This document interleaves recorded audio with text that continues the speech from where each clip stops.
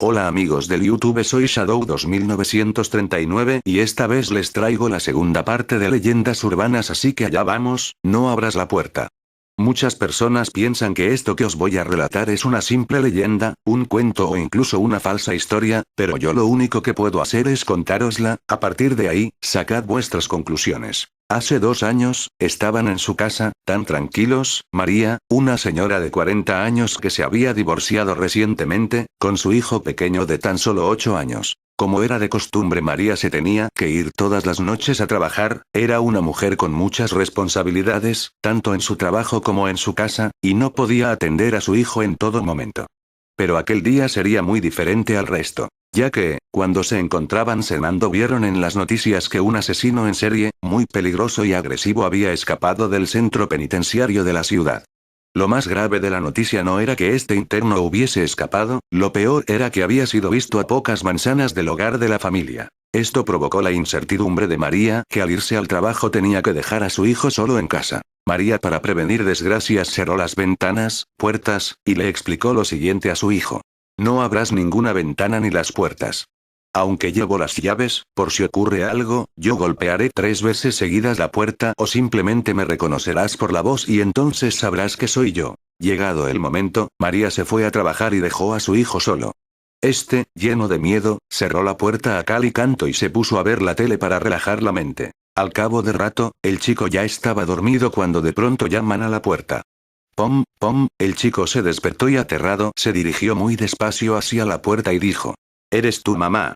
La respuesta vino con otra serie de golpes acompañados de un susurro escalofriante que decía: ábreme la puerta. El niño atemorizado huyó hacia su habitación, donde se pasó la noche llorando y esperando a que llegase su madre, hasta tal punto que se quedó dormido. Al día siguiente, cuando se levantó, se dio cuenta de que su madre no había vuelto.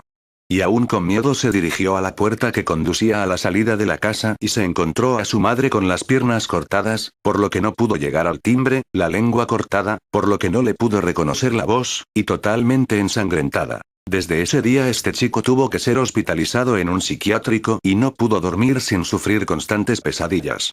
Dame la mano. Una chica se queda a dormir en la casa de su amiga después del colegio, entre juegos y risas acaban contando historias de terror, por lo que ambas se van a dormir bastante asustadas. Las dos se acuestan en la misma habitación, aunque lo hacen en camas separadas, porque la hermana de una de ellas había fallecido el año pasado en un trágico accidente doméstico y la cama quedaba libre. Mientras tratan de conciliar el sueño, comienza una tormenta y entre el miedo que les ha producido contarse historias de miedo y los truenos que empiezan a sonar, ninguna de las dos puede dormirse. Cuando el sonido de la tormenta se hace más intenso, ambas empiezan a temblar de miedo y una de ellas, asustada, le dice a la otra: dame la mano. Ambas estiran sus brazos desde sus camas para consolarse y protegerse la una a la otra, mientras se dan la mano su miedo parece desvanecerse, por lo que finalmente a altas horas de la noche ambas se quedan dormidas. A la mañana siguiente se despiertan con total normalidad, el día parecía haber aclarado, por lo que deciden salir a jugar al jardín de casa. Pero antes la madre les prepara un desayuno que ambas comparten mientras recuerdan el susto que pasaron la noche anterior. Menos mal que me diste la mano anoche, me moría de miedo, dijo una de ellas. Gracias a ti, amiga, yo estaba tan asustada como tú. La madre, que escucha la conversación, les pregunta si han movido las camas, ya que están muy separadas la una de la otra y sería imposible que sus cortos bracitos se alargaran tanto como para que se pudieran dar la mano estando acostadas. Las dos amigas, confundidas, vuelven a la habitación y prueban a darse la mano nuevamente estando tumbadas.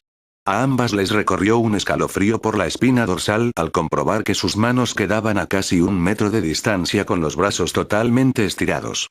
El rompecabezas.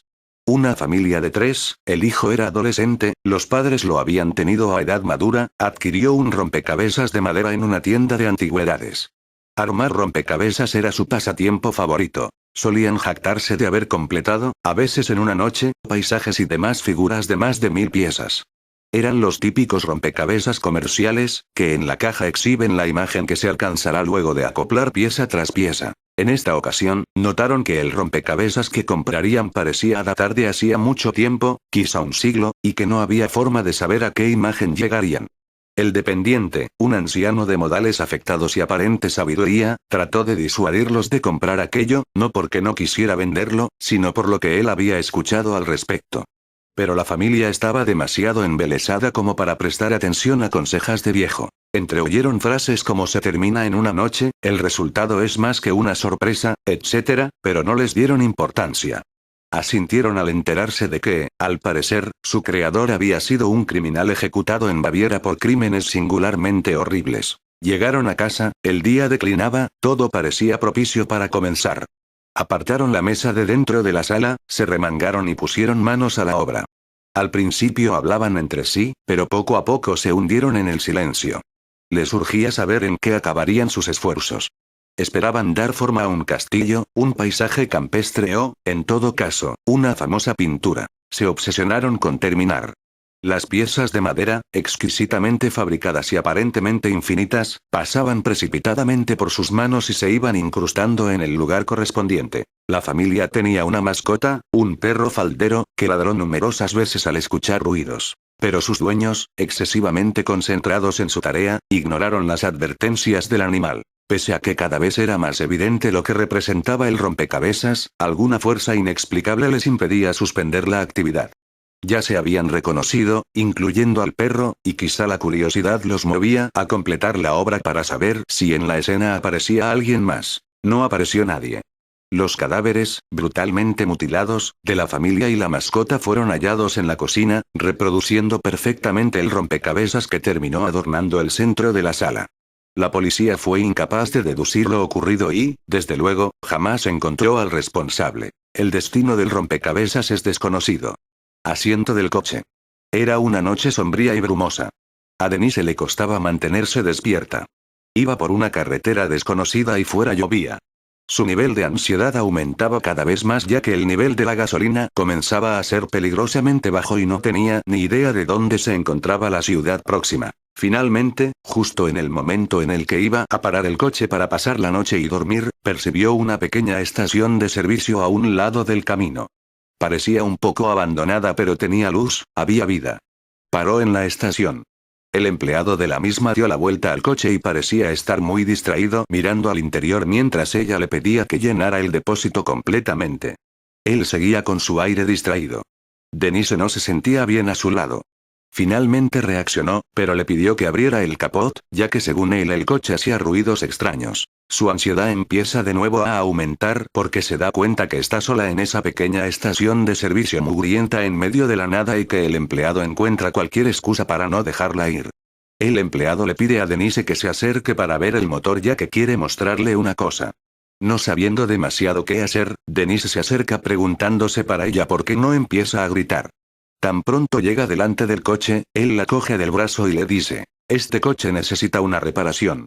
Acompáñeme a la oficina». Tras eso, le pone la mano tapando su boca y la arrastra con fuerza al interior de la oficina. Ella comienza a morderle la mano mientras él tira de ella hacia el interior de la estación. Una vez en el interior, él la suelta y le dice que hay un hombre acostado sobre el asiento trasero de su coche, que por eso la trajo al interior y que debe creerla. Pero Denise, aterrorizada y sin creer lo que dice, escapa corriendo hacia su coche huyendo de él a toda velocidad. Se mete en el coche, arranca a toda prisa y sale despavorida de la gasolinera. Al cabo de unos minutos ya más tranquila, recuerda la recomendación que le había hecho y para darse cuenta que solo era una mentira mira por su retrovisor. Pero no le mentía. Allí se encontraba un hombre con una cazadora con capucha y un hacha en la mano tumbado sobre el asiento trasero. Con un rápido movimiento de brazo, decapitó a Denise con su hacha. El cadáver de Denise fue encontrado pocos días después.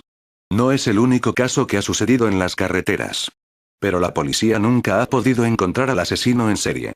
Bueno amigos, eso es todo por hoy. No olviden comentar y suscribirse. Hasta la próxima.